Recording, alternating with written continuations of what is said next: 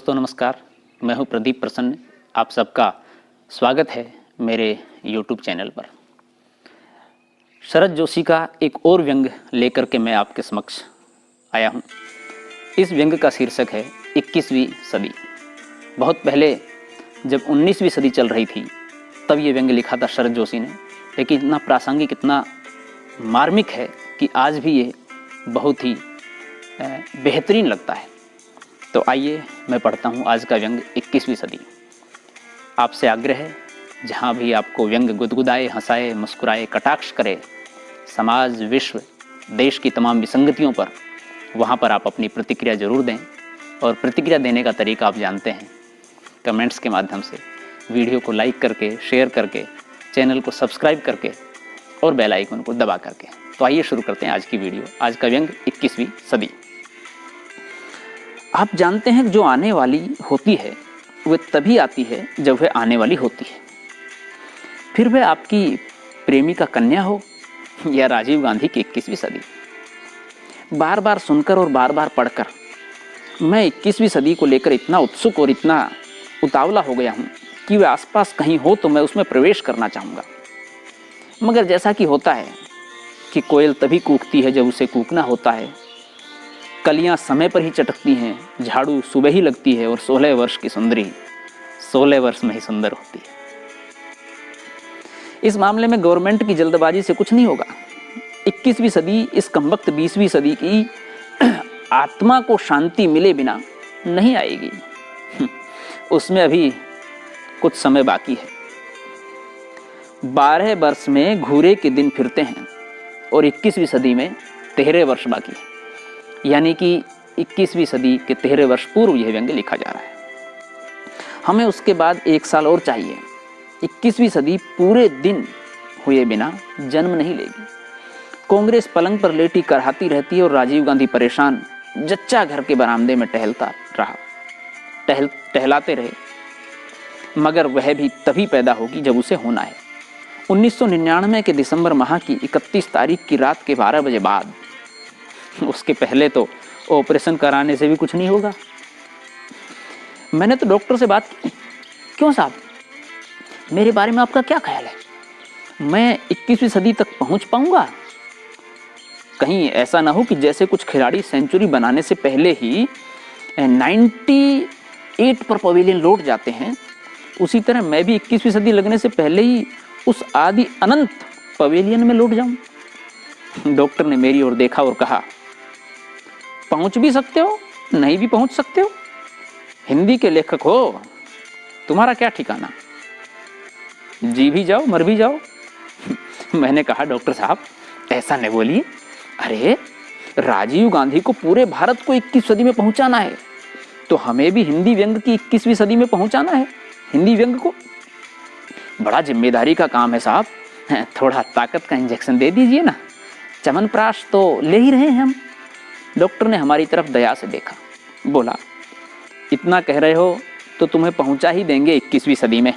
जाओ पहले पूरा चेकअप करा के आओ। अरे हमने कहा, डॉक्टर साहब रहने दीजिए, कल से आप कहेंगे पूरा इंडिया का चेकअप कराएं। 21वीं सदी में घुसने से पहले तो आपको इतनी 18वीं सदी मिलेगी कि आप 19वीं सदी में नहीं घुस सकते। 20वीं सदी की तो बात ही और है। फोन लगा कर देखिए, रॉन्ग नंबर न मिले तो हमारा नाम बदल दीजिएगा। अरे कमलापति त्रिपाठी तो अपना कुर्सी का हवस छोड़ ही नहीं रहे हैं। आप हमारा 21वीं सदी में घुसने में क्या चेकअप करिएगा? हमें कोई रोग वोग नहीं है, बीमारी है जो चेक कीजिएगा। सेंट्रल मिनिस्टर समझ रखा है हमें, या कहीं का चीफ मिनिस्टर? वो सब 21वीं सदी में जाने के लिए एडवांस भत्ता ले रहे हैं। हम अपनी गांठ से नहीं जा सकते। डॉक्टर ने मुझे धक्का देकर निकाल दिया।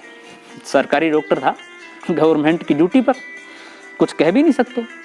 पर जरा आप सोचिए, राजीव गांधी कहते हैं सब मिलकर हमें देश को 21वीं सदी तक पहुंचाना है।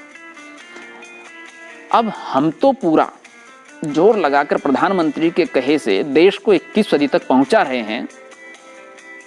लो भाई ले आए, तब तक हमारी तो हड्डी पसली टूट जाए, खांसने खखारने लगे, दमा, अस्थमा। आप तो जानते हैं जैफी अपने आप में एक बीमारी है। और वहाँ पहुँचने पर हो जाए युवाओं का राज। आज भी छाती पर बैठे रहते हैं, बोलने का मौका नहीं मिलता। तो हम क्या झक मारने के लिए 13 साल से खींच कर लाए देश को 21 सदी में? इसलिए हमारी सलाह यह है कि राष्ट्रपति से कह करके अगले ही महीने भारत में 21 सदी डिक्लेयर कर दो, अध्यादेश निकाल कर। ये 20वीं सदी में 12-13 साल कम हो जाएंगे, कोई देश की उम्र कम नहीं हो जाएगी, मगर जल्दी 21 सदी आ जाएगी, हम अन्य देशों से आगे हो जाएंगे। अरे किसी मामले में तो आगे हमारा देश होना चाहिए ना दूसरों से। सब देशों की जब आएगी हमारी पहले आ जाएगी, क्या फर्क पड़ता है? अरे इस उम्र में देख लेंगे तो कुछ हम भी मजा ले लेंगे 21 सदी का। एक दिन ऐसे ही 21 सदी पर सोचते सोचते सो गए तो देर रात एक सपना आया 21 सदी का। क्या देखते हैं कि एक द्वार बना हुआ है, उस पर लिखा है 21वीं सदी। मार ठसाठस पब्लिक जमा, पूरा देश ही खड़ा हुआ है।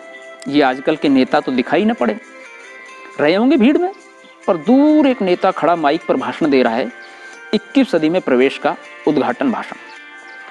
भाइयों बहनों, हम आपको आज नहीं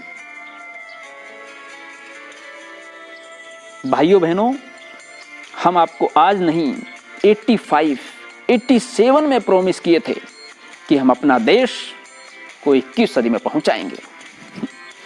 तब ये विरोधी पार्टी का लोग हमारा मजाक बनाए थे। ये खुरापाती व्यंग्यकार लोग हम पर व्यंग फंग कसे थे, पर हम अपना प्रॉमिस का पक्का डटे रहे कि आज जो हो हम अपना देश की जनता के साथ 21 सदी में घुस कर रहेंगे। आप तनिक सोचिए, आज जब दुनिया का सारा देश 21वीं सदी के अंदर घुस रहा है, तब अगर हमारा भारत 21 सदी में नहीं घुसता तो हमारे लिए कितना शर्म का बात होता। जरा सोचिए, हमारे नेताओं ने कितना बरस पहले तय किया था कि जैसा भी करके मुल्क को 21 सदी में पहुंचाना है, इसके लिए कितनी भी कुर्बानी करनी पड़े हम करेंगे। भाइयों, हम तब से लगे हैं, कैसा धीरे धीरे करके एक एक दिन गुजार के आज हम पूरा देश को 21 सदी में लेकर आए हैं। सो आप जानते हैं, आपका सहयोग रहा।